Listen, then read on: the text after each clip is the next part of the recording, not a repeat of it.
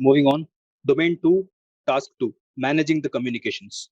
If you are well versed or at least if you have gone through the PMBOK guide 6th edition before, you'll understand clearly that this task that you see here in the top left corner, this is nothing but the knowledge area called project communications management. It's directly linked to that knowledge area. So during our classes, we will cover this topic much in depth. So this task is basically focused towards creating some communication channels, creating frequencies for the communication, at what recurrence the communication should happen, and even the flow of communications is worked here, right? So from the manager to the higher manager, or from the senior management to the lowermost stakeholder, how this communication should happen, and what medium that we should use, right? So if you are talking with a colleague, you can use the chat box, or if you are going to a customer end, we have to be informal and you have to have a face-to-face meeting with them. All these communications channel we have to support in setting. So let's see what the PMI is expecting us to do. Manage communications. We have to analyze the communication needs of all the stakeholders.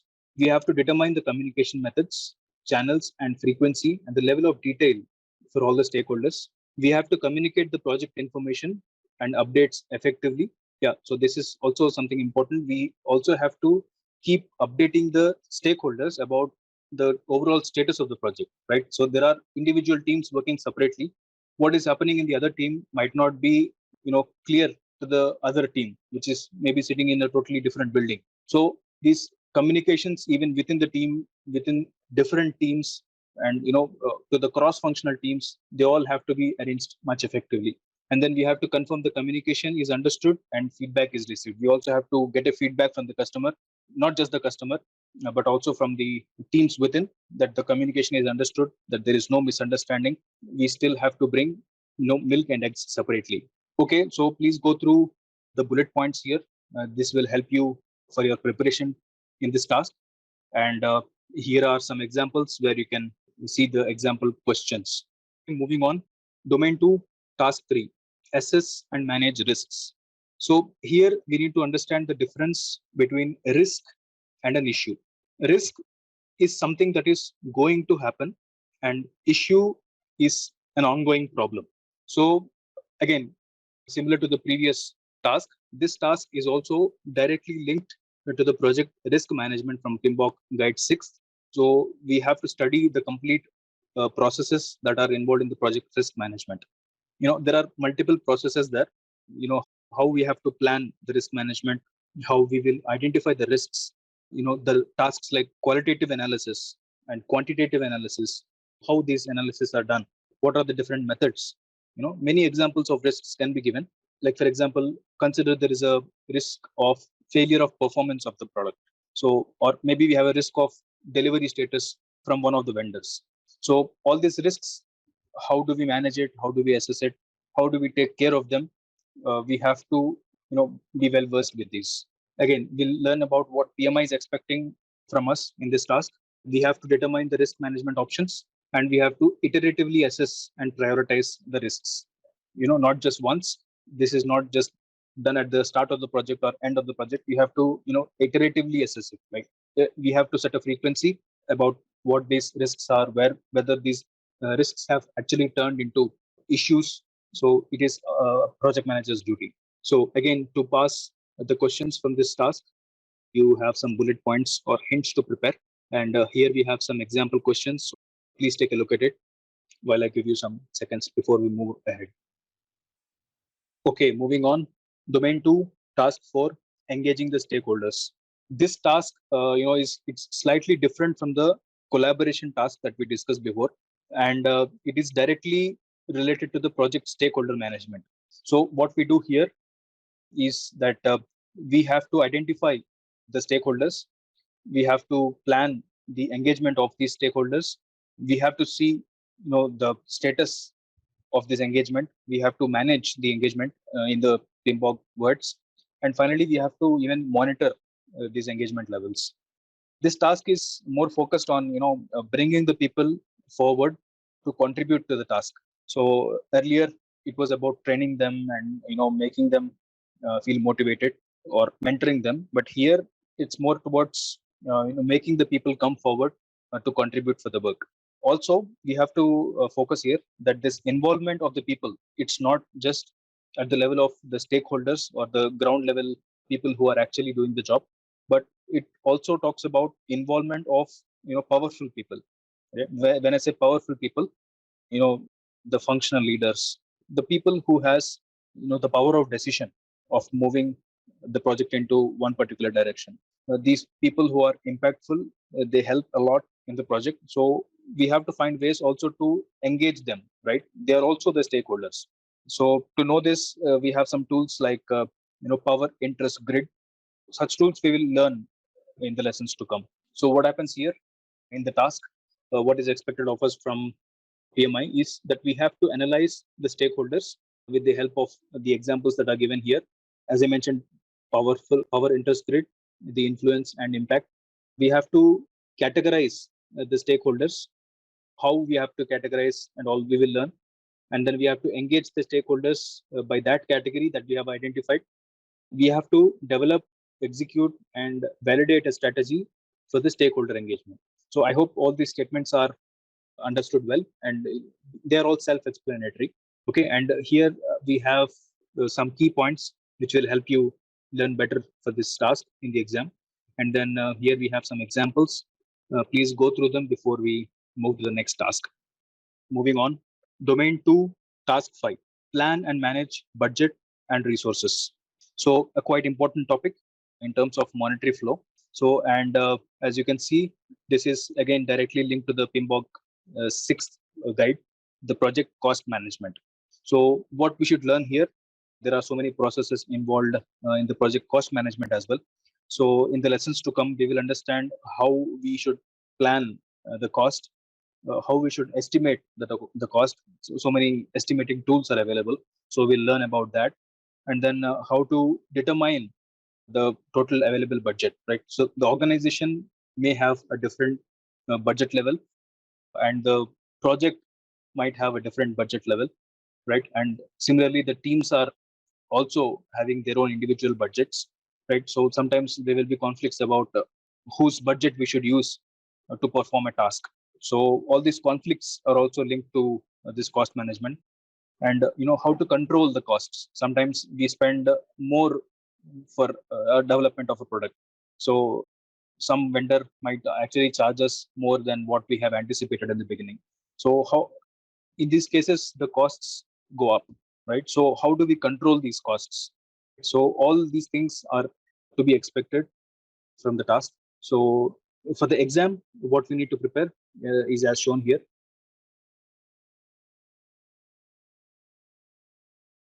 We have to estimate the budgetary needs based on the scope of the project and lessons learned from the past projects. We have to anticipate the future budget challenges. We have to monitor the budget variations and the work governance process to adjust as necessary. And we have to plan and manage the resources. So it sounds too bookish here, but don't worry. You can just follow the hints that are given here. It more or less covers whatever we need for the task to perform. So also here we have some examples. Moving on, domain 2, task 6, plan and manage schedule. So again, this is directly linked to the project schedule management. The PMBOK Guide 6, guys, you are seeing how the questions in the latest exam are directly linked to the PMBOK Guide 6, right? So if you read the 6th guide, you can easily pass the exam. So I'm not exaggerating. I'm taking or telling this seriously. You don't have to even learn everything that is mentioned in the 7th guide. The 6th guide will help you pass the exam easily. So please take the 6th guide quite seriously. It will help you a lot in the examination. So what happens here is that we have to perform a lot of activities in this project schedule management. We will learn about much in depth in the classes to come. Just to give you a glimpse, what we do here is that we as a project manager, we support in planning the schedules. We will be defining the activities of the stakeholders and the project. We will be sequencing these activities of the project, and we will be estimating the duration of the project. We will help in development of the schedule, and then finally controlling this schedule. In the task, what is expected of us, that we have to estimate the project tasks.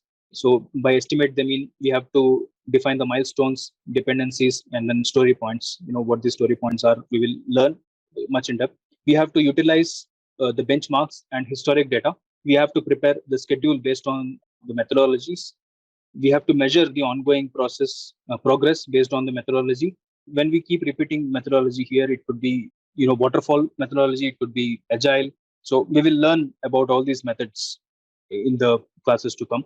We have to coordinate with other projects and other operations. So again, I have summarized what we have to look at while you are preparing for the exam. So just go through these points and then look at a few examples of the questions, right? All right, moving on. Domain 2, task 7, plan and manage quality. So quality, as you all know how important it is, it directly impacts the success of the project, right? So this is the measure of how our product is being performed once we release it to the market, right? Or to the customer to whom we deliver it. So if the customer don't like the product, the project is a failure, guys. So it's very, very important that we should have quality in everything we do, especially in the final outcome. If the quality deliverables are not met, the projects are even terminated at the very end stage. It's a great loss to the company. The company's reputation gets lost. So please be extra careful while we are managing the quality. And if the product is directly related to some regulations, right? So some government regulations like safety. If you are working in a chemical factory, these regulations are more and more critical. So if the quality is not at par with these regulations, the company might even have to face some lawsuits. So it is that serious. So please be extra careful while you manage this. And as you can see here, this task is again directly linked to the project quality management from the PMBOK Guide 6th edition. So everything that is done in that project quality management knowledge area, we have to learn in order to pass this task. So what happens in that project quality management is that we will learn how we have to plan the quality, how people manage the quality, what tools are available, and then how we control the quality. Everything that is mentioned in that PMBOK 6th edition is important to us, right? So there are multiple tools about how we assess the gaps also, right? So where the product is and what is expected of the product, everything's mentioned there. So what PMI wants us to do, we have to determine the quality standard required for the project deliverables. Very, very important. We have to recommend options for the improvement based on the quality gaps. We will understand what is expected and where we are, and then we have to recommend the improvements to reach that level. And then we have to continually survey the project deliverables quality. So these are the hints. I'm considering that you already have this PMBOK guide, 6th edition and 7th edition. So in those guides, if you look at these key points, you'll easily pass this task. And you can also see some example questions here. All right, moving on. Domain 2, task 8, plan and manage scope. Again, one more link. I keep repeating it. I keep insisting it. I keep asking you to focus on the 6th edition of PMBOK guide, project scope management. This task is directly linked to the project scope management, which is from the 6th edition of PMBOK guide. So what is expected here is that we have to plan the scope management. We have to collect requirements and what different ways are there to collect them. We have to clearly define the scope of the project, scope of the work, and then the work is again divided to the stakeholder level, to the lowest possible level, and the scope is also broken down. So this breakdown process is again the WBS. It's work breakdown structure. So how do we create it? What are the different methods that we can create it? How efficiently we can create it? All these things we will learn in the classes to come. So what does PMI wants us to perform here? Here we have to determine and prioritize these requirements, what requirements we have and what is the first requirement that we should do, what is the second one, what is the most important one. We have to prioritize them.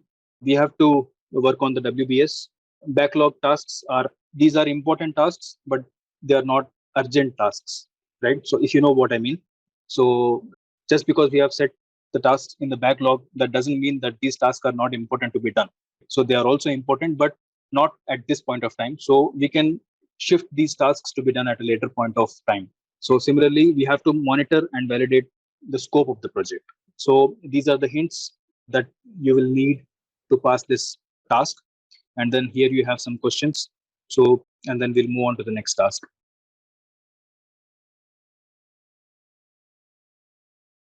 Moving on, domain 2, task 9, integrate project planning activities.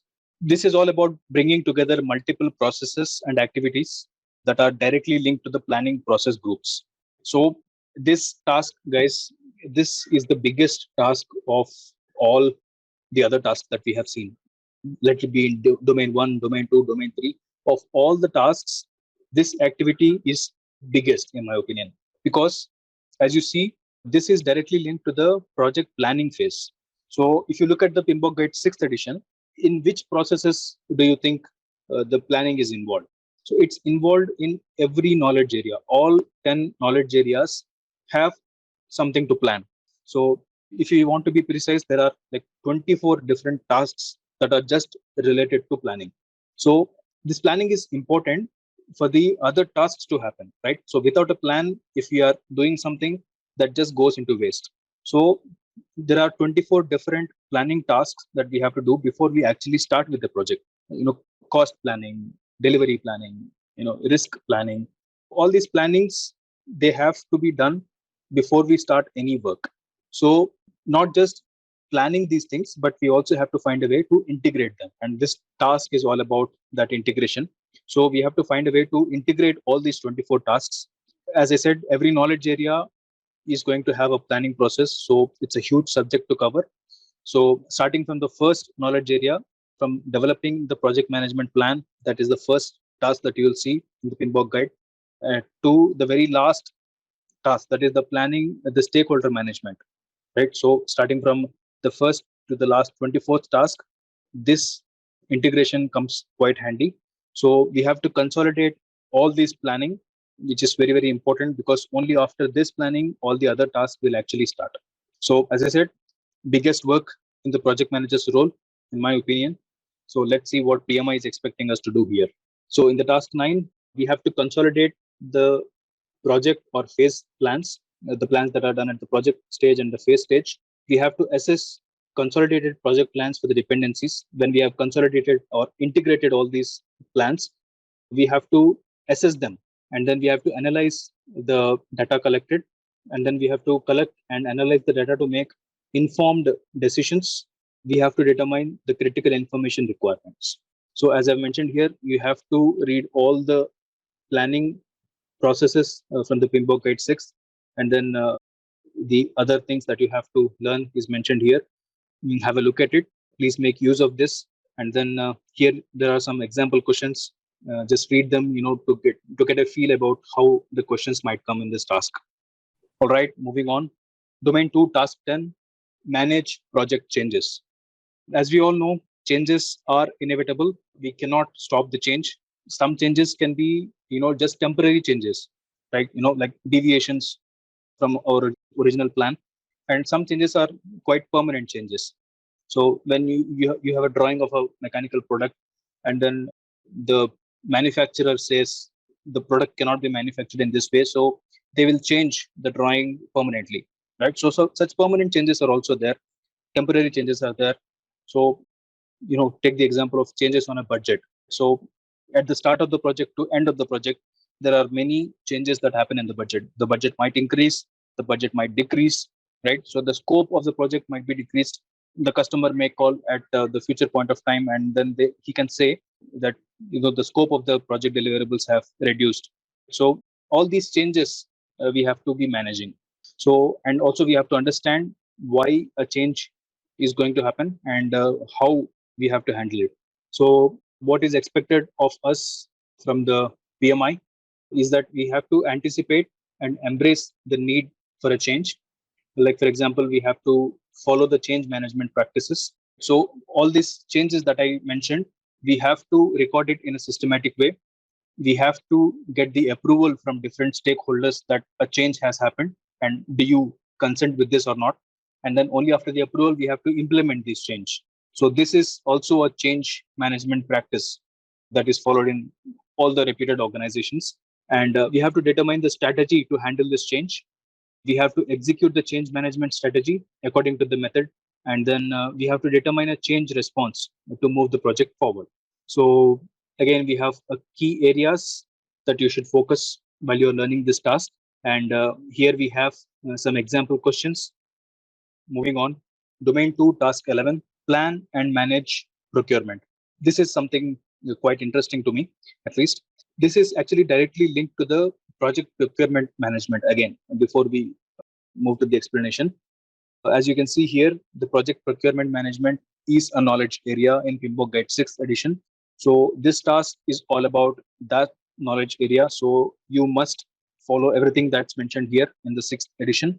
So what happens here is that as a project manager, you have to support in planning the procurement process. You actually have to also conduct the procurement process, and you have to control, give some suggestions to control the project procurement.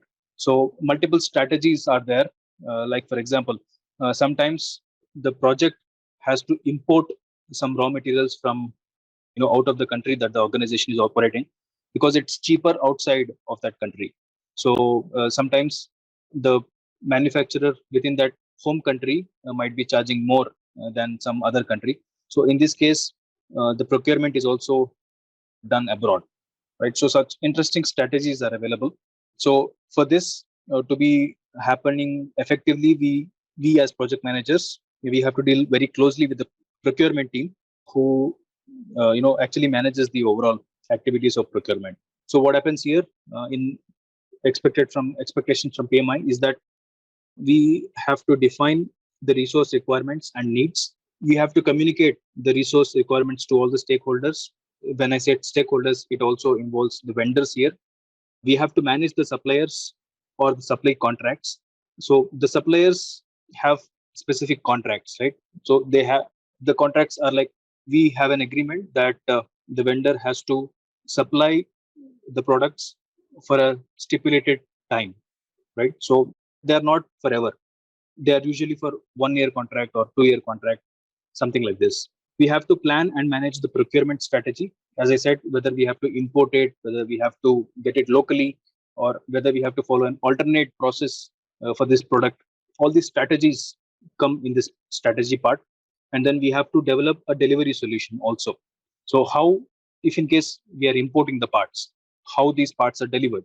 So if they are shipped on a sea route, right? So the packaging has to be special. So all these things we have to support in this task. Here we have again some key points that you can notice to learn this task, and then some example questions that you see on the screen. Okay, moving on. What do we have here? Domain 2, task 12, manage project artifacts.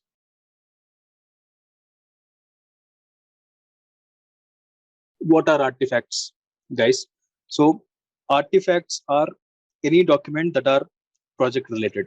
When I say any, emails doesn't count as any document. So the important documents which actually convey the project requirements. So it actually measures the status of the project.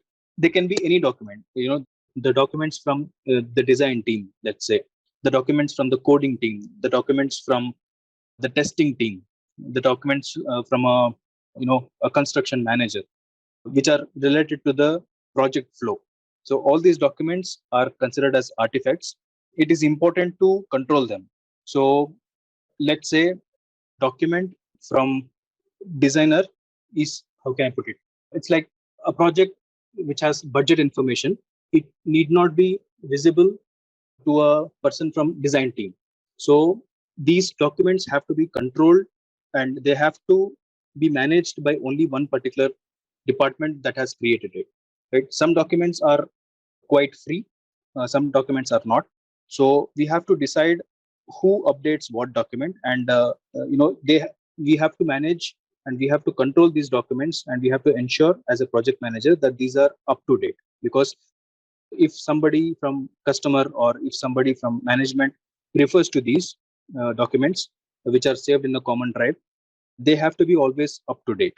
So what is expected of us in this task is that we have to determine the requirements, what when, where, who is managing these project artifacts. We have to validate the project information is kept up to date, and then it is accessible to all stakeholders.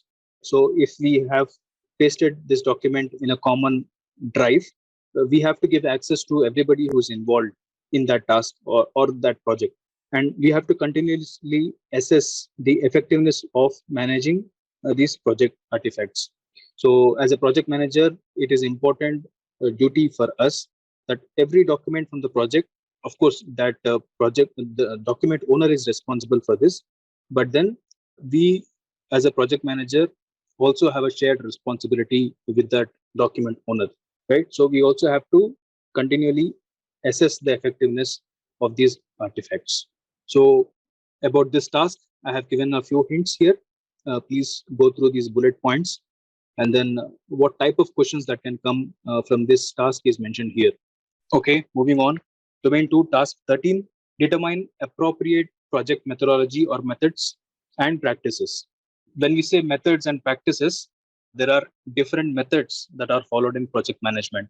So the list goes like there could be predictive methods, there could be adaptive methods, iterative methods, incremental methods, or let's say hybrid methods.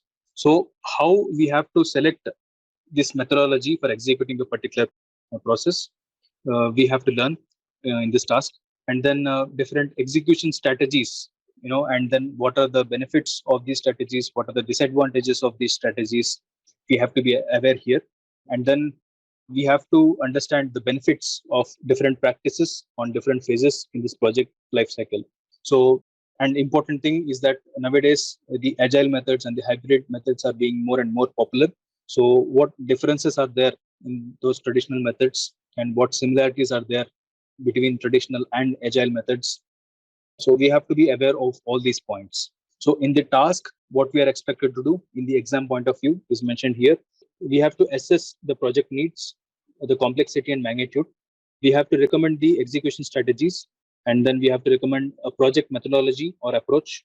We have to use some different practices like iterative or incremental throughout the project lifecycle. So you have the bullet points here, and then some example questions. Okay, moving on. Domain 2, task 14, establish project governance structure. This section mostly deals about working with the projects while adhering to the corporate policies. Every organization has its own policies, rules, guidelines, etc. So we have to adhere to all these things. The company hierarchy has to be also adhered to. Consider an example of a project where a stakeholder has asked to skip a testing process because in his experience in the past, this particular test was not done in that product in his previous company. So as a project manager, we have to be aware of the pros and cons of this project, whether we can skip this test or not, why we are doing this test. It's never wrong to adapt ourselves to the best practices, but what if this request is not the best practice, right? What if the other company that is suggested by this stakeholder is not following a best practice? So if our company process guidelines or policy says that something has to be done, we as a project manager have a duty to make sure that we follow it. So in the exam point of view, again, what we are expected is that we have to determine appropriate governance for a project, and then we have to define escalation paths and thresholds. So to understand better or learn better, just go through these bullet points here and have a look at the example questions. Again, I'm repeating, these are not to be considered as absolute type of questions. These are just to set your thinking or expectations about in which direction the questions might arrive. All right, moving on. Domain 2, task 15, manage project issues. So we have discussed in the past in the risk management slide, the difference between what a risk is and what an issue is. So here we are speaking about issues, and there we spoke about the risks.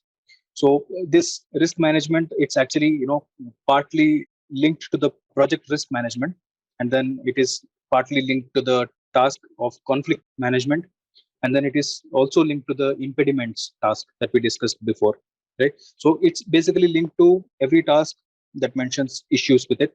So we discussed before what the difference is. Just for the sake of understanding, I'm repeating it again. Risk is something that is going to happen that we have anticipated, and issue is something that is already there, right? So an ongoing problem. So in the task, what we are expected is that we have to recognize when a risk is going to become an issue. The risk that we have anticipated, whether it has become an issue or not, we have to understand. We have to attack the issue with the optimal action to achieve the project successes. There are many methods. We have some intermediate corrective actions. We have permanent corrective actions. So many strategies are there in which we can attack this issue. We have to be aware of all these processes. We have to collaborate with the relevant stakeholders on the approach to resolve these issues, right? So the hints that you need to follow to pass this task is mentioned here, and also some example questions. Please have a look at it before we move to the next task.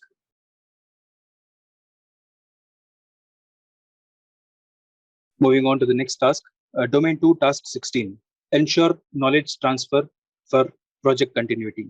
So again, this is partly linked to the mentoring task because the knowledge transfer comes here. So we have to make sure there is a lessons learned register. So what is this lessons learned register? This is an experience collected in the form of an artifact from the previous projects. So the organization might have experience in doing similar projects in the past.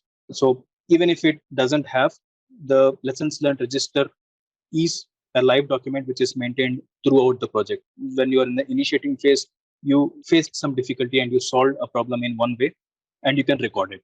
So a person has found a solution to a problem which was long pending, which the team feels is a repetitive problem. You record it.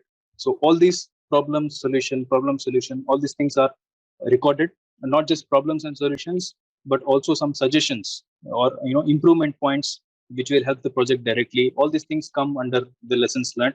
So that is a very, very important document in this task. We have to understand how these lessons learned are managed, right? So there are some methods defined by the project management. We have to define also the frequency of understanding or giving this knowledge transfers, not just via the lessons learned register, but also as a live sessions, knowledge sharing sessions. They all have to be conducted and managed project manager.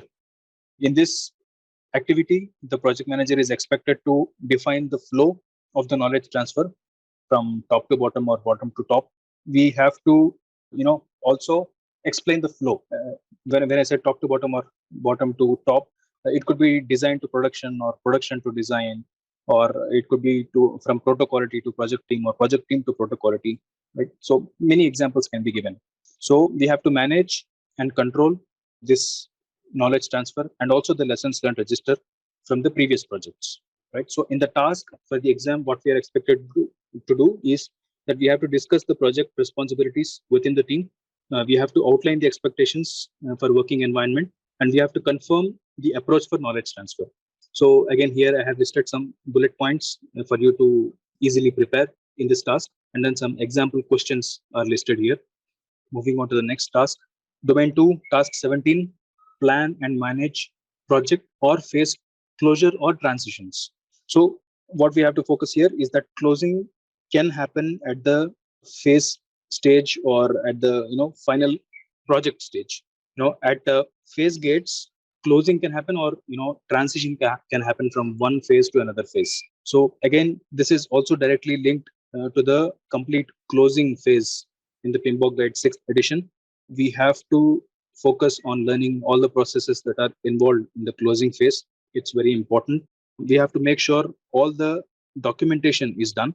We have to be extra careful if the project is, again, a government or a regulation bound. Some additional closing activities are there that, we have to get the certification from the government authority. All these things are there. So we have to ensure all the closure documents are gathered. So in the exam, what we are expected to do is we have to determine the criteria to successfully close the project or phase.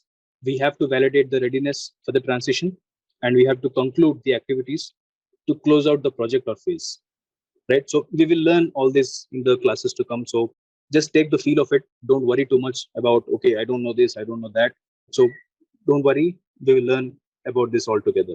So if you already have the PMBOK Guide 6th edition and the 7th edition, they are easily available in the online websites. You can purchase them. So just make sure you go through all these bullet points from those guides. And here we have some example questions.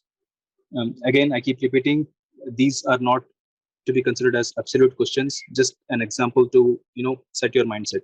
Just go through them before we move to the last domain. Moving on, domain 3, business environment.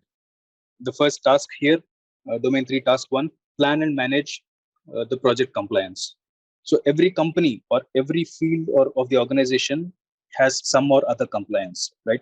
So I hope we all agree here that an IT industry is bound by some rules and regulations. Similarly, a manufacturing industry, a construction, a chemical industry, or maybe consider the example of medical industry. Every industry has its own set of government regulations and rules to follow. So, and they are different from one another. The rules that are applicable for medical might not be applicable for the construction company. So we as a project manager should be really aware of what these compliance rules are in that particular field. And if we look at the task, according to the PMI, we can see that there are 7 enablers here. Also, as I said, it's the biggest task of all 4, and majority of the questions will arise from here. So what we have to do here is we have to confirm the project compliance requirements. We have to classify these categories, in which category the compliance is coming. We have to determine the potential threats to the compliance. We have to use different methods to support this compliance. We have to analyze the consequences of, if we don't comply for this, what will happen. And we have to determine the necessary approach and actions to address the compliance needs. And we have to finally measure the extent to which the project is in compliance. Again, you have some few hints here to learn this task, and then please expect the questions to be something like this. Moving on, domain 3, task 2, the most interesting of all, because this is the result, this is the end benefit that we all work for. Of course, they are not directly given to us, they are given to the organization, and then the organization gives it back to the stakeholders, right? So if the organization succeeds, we all succeed. So what happens here is that we as a project manager, we have to assess what benefits that we are going to get at the start of the project. And then at the end of the project, we have to verify whether our planned benefits have actually been achieved or not, right? Similarly, the value. At the start of the project, what value we promised to the customer. And then at the end of the project, we have to verify whether that value is actually given to the customer or not. Both these responsibilities are with us. So when I say us as a project manager, so planned versus actual, right? For the benefits and also for the values.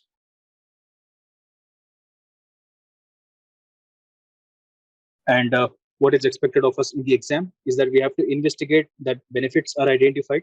We have to document the agreement on ownership for ongoing benefit realization.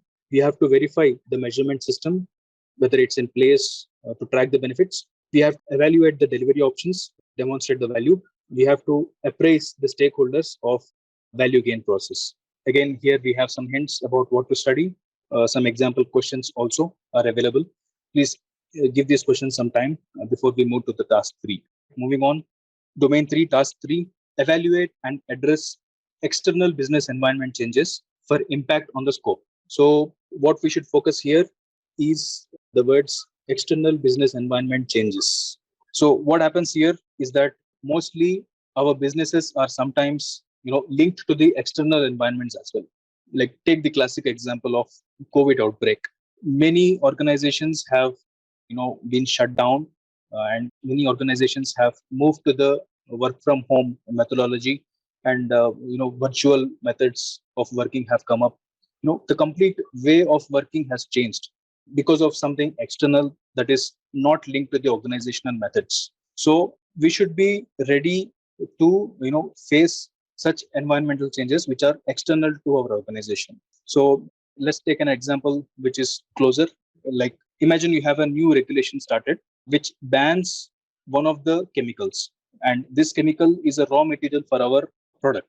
So we cannot use it from the next day. So all these regulations we should be really aware of, all these external factors that are going to affect us we have to anticipate. We actually have to be aware that these things can happen, and we have to be ready with the anticipation of these threats. Another classic example could be the government says the emission levels from a car has to be only to so much level, right? So what happens here? The companies will change their product. They design the cars in such a way that the emission that is given out from the car is only to that level. So this change in the organization or the drive for that project is because of these external changes that are happening outside our organization. So as a project manager, we have to be able to learn them. We have to be aware of them. We have to manage if these changes happen to our company. So in the exam point of view, how it goes is that we have to survey changes to external business environment. As I said, it could be regulations or technology changes or geopolitical changes or market changes. We have to assess and prioritize the impact on the project scope or backlog based on the changes in the external business environment. We have to recommend the options for scope or backlog changes. We have to continuously review the external business environment for impacts that could happen on the project. So again, here we have some hints and some example questions. Moving on, Domain 3, Task 4, support organizational change. So this thing is all about the project management. Starting, imagine we have project management from starting back from when we started building pyramids to right now sending those rockets to the Mars. So everywhere project management was there. We have all seen it, or when I explained it in the very first class, project management was existent since time immemorable. In every project management was there. And you can see that this project management has also evolved. So the way the companies organize, the way companies operate, everything has changed for good. So sometimes change is not so good, but sometimes change is important for organizational growth. So the more we identify these changes, when I say changes, the better changes, and adapt to them, the better it is for the company. So we have to be aware of the inspection methods to identify the change. We have to identify this good change, and then we have to promote the change. It could be cultural change as well. So we have to find ways to relate the systemic changes to the project scope, and we have to identify whether it is time to change or not. Right? Sometimes this change is driven by also external factors. Nokia was using Windows software while the complete other phones companies were going to use the Android version of software. So the Nokia did not adopt this change, and you all know what happened to that company. So Nokia is still a very good company. I'm not demeaning the company Nokia here. Just an example for you to understand. So what is expected of us in this task is that we have to assess the organizational culture, and then we have to evaluate the impact of this organizational change that we are going to propose to the project and determine the required actions. We have to evaluate the impact of the project to the organization and determine the required actions. So some hints are given about how we have to learn this task, and then some example questions are given here.